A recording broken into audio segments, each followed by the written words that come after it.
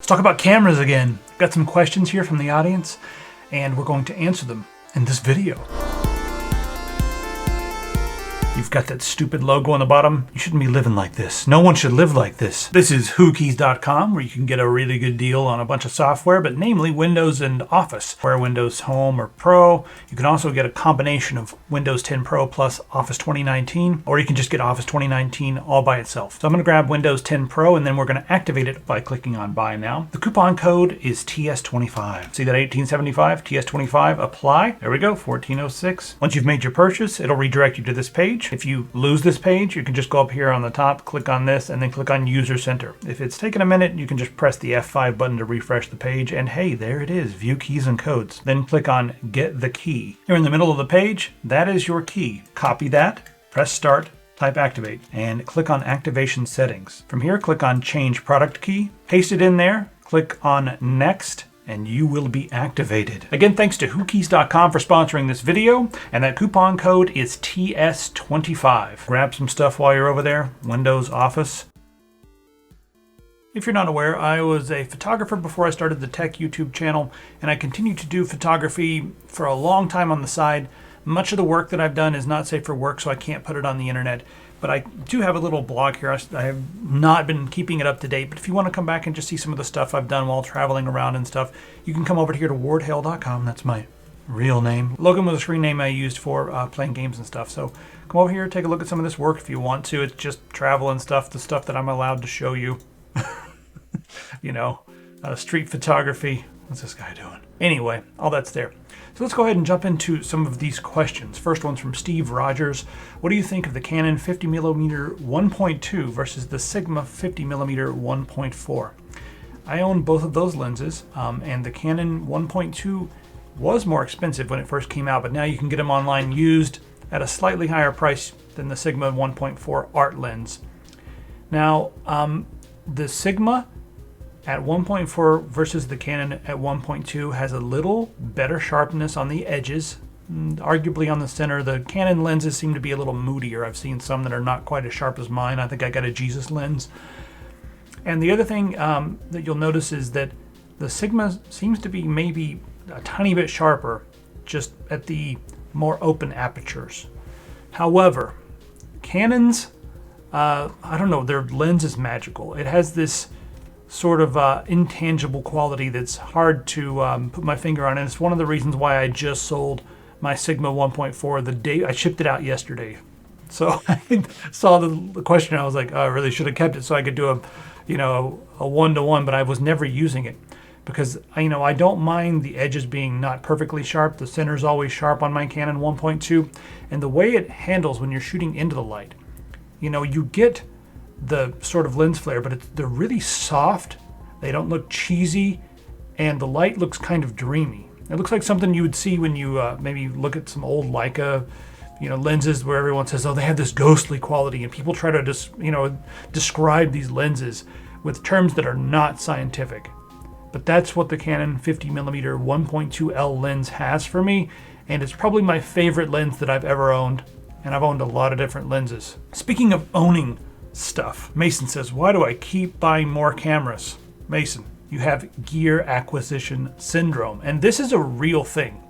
And I think a lot of people sort of glorify it like, I've got to have all this gear because we've all got a bad case of gear acquisition syndrome. It's just, we've all got it, and so it's cool, and like, I've got 9,000 lenses and I've got 400,000 keyboards. The worst is mechanical keyboards. Don't even go to the mechanical keyboard subreddit. Just stay away from it.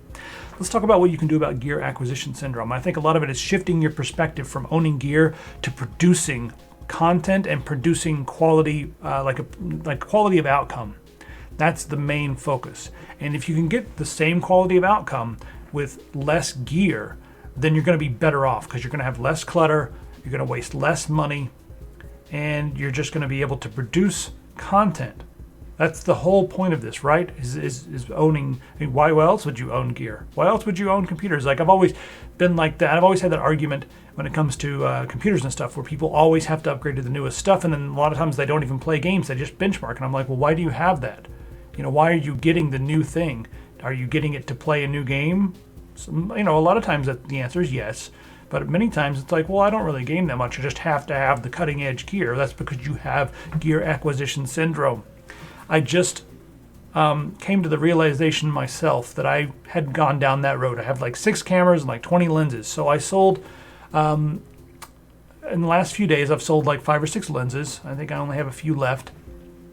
And I sold 5 cameras. I have 1 left, and it's a film camera. And I bought 1 thing to replace them all. So I'm gonna have film cameras. I've got, well, actually 2 film cameras. And I bought this to replace everything, because I'm not really doing professional stuff anymore. I'm mostly traveling. This has an APS-C sensor, which will give me decent background blur, plus a 23, which becomes it's a 35 millimeter lens, the equivalent on 35. It's 35 millimeter lens at f2. And that's all I'm gonna have, just this. That's it. And then if I really wanna go crazy, I've got a medium format Mamiya camera and a 645. And then I also have a 35 millimeter Canon camera. And if I'm really getting serious, I still use film. But this is gonna be all I need for my purposes. And it'll do about 90% as good as all my kit and everything would do. No zoom, but you know what? This is it. This is all I need, just this tiny little camera from Fuji. So we'll see how that goes. It'll be in next week. Maybe I'll do a video talking about like that. But I would recommend that some of you out there look at this camera. There are adapters that you can get to give you a 50 millimeter focal length or a 28 millimeter focal length, which is not that different than 35. I feel like they should have given us bigger adapters, but it is what it is. You can also punch in with the camera, zoom in and stuff. But I think for a lot of people out there, this small camera will give you professional quality, and it'll let you get rid of a lot of your gear. So I'm advocating getting gear, but sell your other gear first. That's what I did. I sold my other gear, and it more than paid for this. So that's what I'm gonna be doing. I'm not telling you you have to do that, but really talk to yourself about what you're doing with all this gear. Are you just having it because it's cool and you like to tinker with it? If you've got unlimited money, then that's one thing.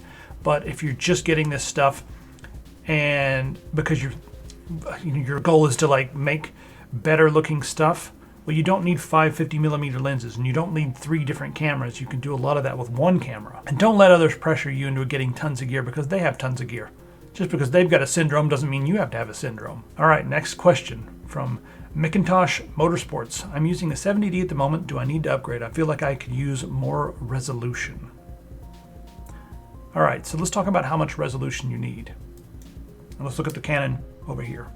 This is the Canon 70D. It has a flip out, fully articulating screen. Forget that stupid lens.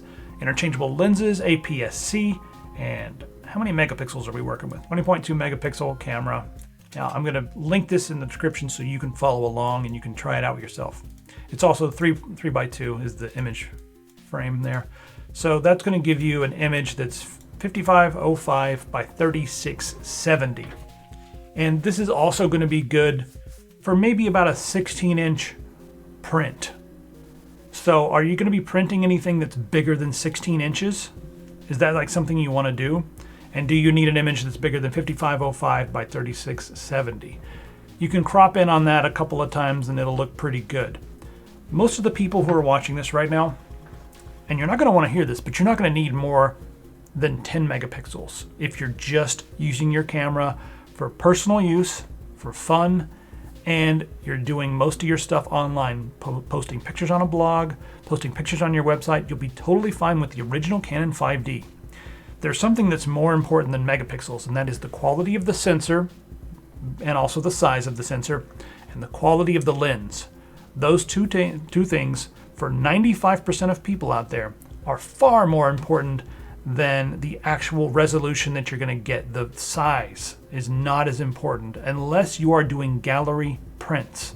Because, you know, even with a 5D, I can make a 30-inch print with that and just do it at like, you know, 100 DPI instead of 300, which is the industry standard for like fine, you know, art prints and stuff like that. But if you just want to, you know, print it out, print out a picture of your family, print out a picture of your dog and put it on the wall, 100 DPI is fine as long as you're not like putting your nose up to the image and being like, you know, like it's going to be like back here, and from back here, you won't even notice. It's going to look completely fine. So if you're doing large printouts, like larger than 20 inches, then you may need more resolution.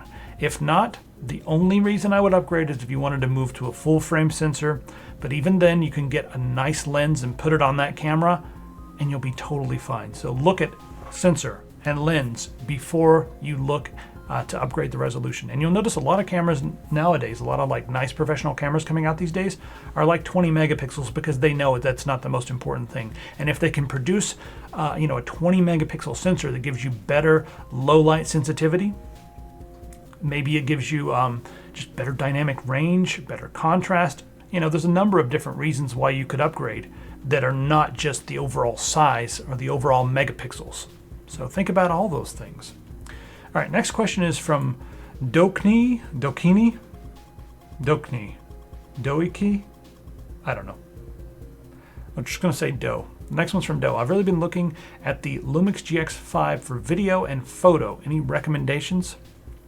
Okay. First off, I don't recommend Micro Four Thirds ever for photography because the sensor is so small that the depth of field is just not going to be able to compete with APS-C sensors and full frame sensors, let alone medium format sensors like we're seeing now from companies like Fuji and Hasselblad and stuff like that. You're going to be, if you don't care about background blur and you just want like sharp pictures, it'll do a good job. But for photography, you really, really want an APS-C sensor.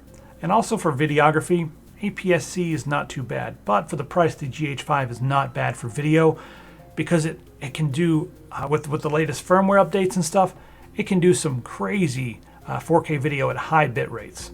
So it's still one of the best cameras when it comes to video, in my opinion, especially when we're talking about like products and stuff like that where you're not really making anything too cinematic, so you don't need a lot of depth of field. But for products and stuff, and for like just general studio use, I think it's an amazing camera. But it all depends on what you need. Do you really need, I think it does either 120 or 180 FPS in 4K, which will give you some nice slow motion. But let's talk about your needs first. Do you really need slow motion, and do you really need to be shooting extremely high bit rates and stuff like that? If you're making indie movies and stuff like that, okay. But then again, if you're making indie movies, you're probably going to want a full frame sensor to get that smoother look, that more filmic look. So I wouldn't recommend this for indie films, in my opinion, at all. Unless you really don't care about background blur or unless you're using some very long lenses. But that's going to get into some compression and make people's faces look more square than they should. If you're going to be shooting in 30 or 50, 30 or 50 millimeters, it'll look way better with an APS-C or a full frame sensor. Or even one of the new Fujis, if you got like a big budget, the new Fuji GX stuff, the forget what 50S I believe it is, that's a medium format. You'll be able to shoot wide angle and still get a nice shallow depth of field, which is going to give you that weird medium format look. Anyway, so let's talk about like maybe your needs are, maybe you don't need the slow motion and maybe you're doing like something where you're, I like doing something like Tech Syndicate where you're shooting products on a desk. You don't need stuff like that. You're putting it on YouTube. You don't need crazy videos. So let's look at some other stuff. Well, the G85 is possibly a step up in features from the GH4, but it's newer. And then the G80 is also a good choice. But the GH4 is going to give you very similar quality. Like I said, especially if you're going straight to YouTube, at a fraction of the cost of the GH5. Here, there's the GH4 right there. Just get the body. Look at that. That's a crazy good price.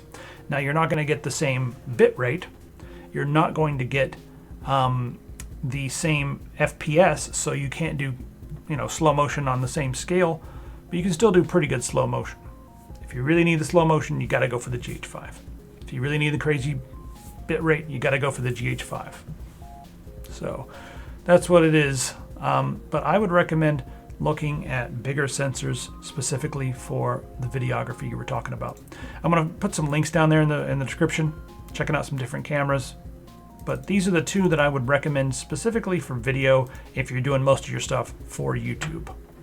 So there you have it. Feel free to always send me more questions about photography. I love to talk about it. My philosophy now with photography is get the best possible outcome from the least amount of gear. And I think that's a decent philosophy. It's better than having 9,000 things you never use and taking over your shelves and then like trading stuff in all the time and just, no. Focus on the outcome. Focus on going out and looking around and taking, even in your own town. This is in China. Let's see if I do I have anything in Oregon. Not really. Yeah, just going to a concert or something like that. These are the types of people I hang around with. Out of focus, blurry shadow figures. But yeah, just go to a concert, take some photos, you know, take your good camera, get some pictures like this. This is from my Canon 5D, which I just sold. Bye. We'll see if the Fuji can, see if this one can keep up with it. Because I'm downsizing. Hopefully this will go well. All right, I'll see you in the comments. Thanks to our sponsor. Make sure you activate that Windows or I will come to your house and put socks on your eyeballs. Dirty socks. Bye, everybody.